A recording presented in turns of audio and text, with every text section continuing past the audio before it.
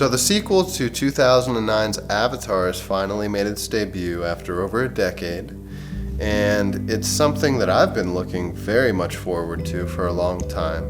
I made a video actually about 2 months ago. You can see it here if you're interested, on the franchise as a whole and where I think the whole future of it's going. But I want to be brief today. I saw the film the past Saturday.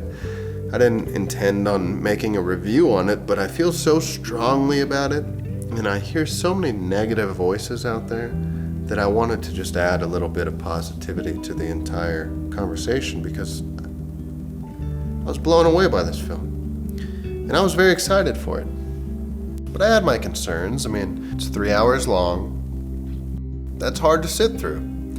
Even for a film fan like me, someone that likes going to the movies, it's hard to sit there around strangers, and I never like getting up and having to use the restroom and scoot past everybody. I don't like that. And beyond that, I really get into Avatar for the visual spectacle of it all. To me, I love Pandora. I love going there in that huge IMAX format with the 3D. It's an amazing experience, it really is, and it is just that. It's an experience. I mean, it's about the closest thing you can get to going to an amusement park without going. And I was worried, maybe there's going to be parts in this film that drag a little bit and make repeat viewings something, for instance, like Dune. When Dune came out, I was sitting there thinking, oh man, I'm going to go see Dune, and I'm going to probably see it 5 times in IMAX. And, I like Dune a lot, but I sat through it once and I kind of said, yeah, I'll catch this one on HBO Max, because there is some parts that drag there. Avatar was very well paced, even more so than the original, which I thought was a very well paced film. Real quick, we will touch on the visual spectacle, because I have a friend that works in 3D, and so I know a little bit about 3D, and I know about CGI and graphics. And I have no idea how they made this film. The people that worked on this film are the most talented people in the industry, hands down, in their fields. There were moments where the screen was full of so many things. Underwater, schools of fish, whales, everything moving in different directions, colorful, crisp, sharp. Unbelievable. I can't even imagine the render farms and the GPUs that were melted to make some of these scenes come to life.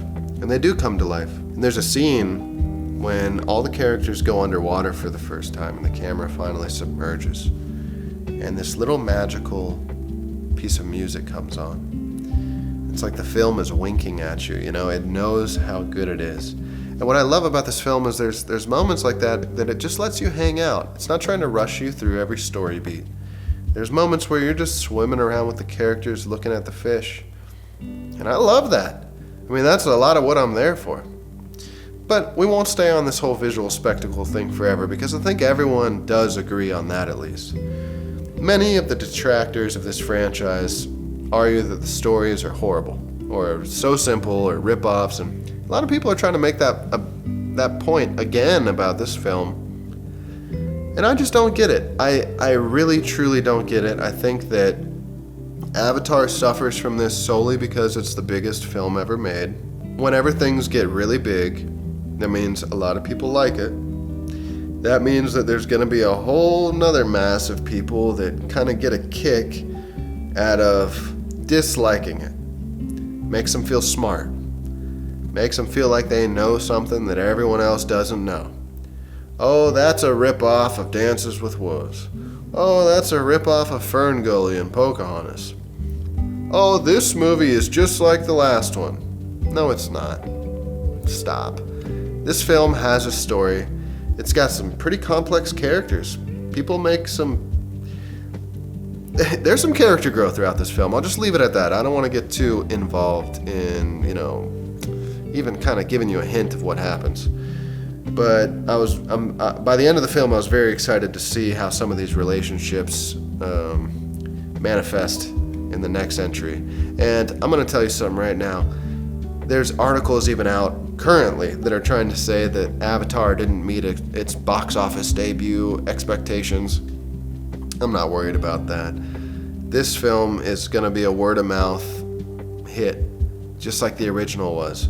The original didn't make a whole lot on debut weekend. Here's something to think about. There was 3 little kids that sat in front of me.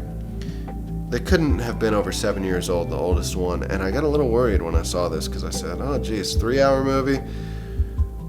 They might start acting up. No. These little kids sat there for 3 hours. They didn't get up and go use the restroom. They sat there transfixed. I mean, I'm kind of jealous of them. I mean, core memories were formed that night. And, man, everybody in the theater was so transfixed by this film. Any little scene that we were supposed to laugh at, everyone laughed. Every scene you're supposed to cheer for, everyone cheered. Every scene where everyone's supposed to get real quiet and pay attention, everyone got real quiet and paid attention. And I guarantee you everyone in that theater got up the next day and went and told somebody in their life, hey, you gotta go watch this. This is beyond what you're thinking it is. And it was, and it is. Man, I am really excited to see how this franchise develops over time. But I was really impressed by this film. It had some amazing action. It had some amazing emotion. It was a pretty emotional film. I'll give you this. The film's about fatherhood. And it's about fatherhood even outside of the Sully family.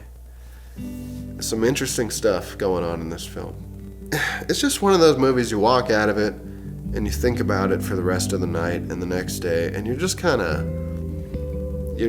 remembering that world. And I brought my friend with me, and he wasn't as excited as me. I think he never even saw the original film in 3D, and he's already telling me when we got out of the movie, hey, that movie could have been longer.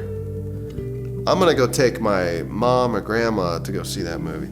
I want to watch it again too. I'm gonna watch it again. I'm gonna urge as many people. That's why I'm making this video. I'm gonna urge as many people to go see it, and not because I'm an Avatar fan and I want it to do well financially, but because I think you should go watch it.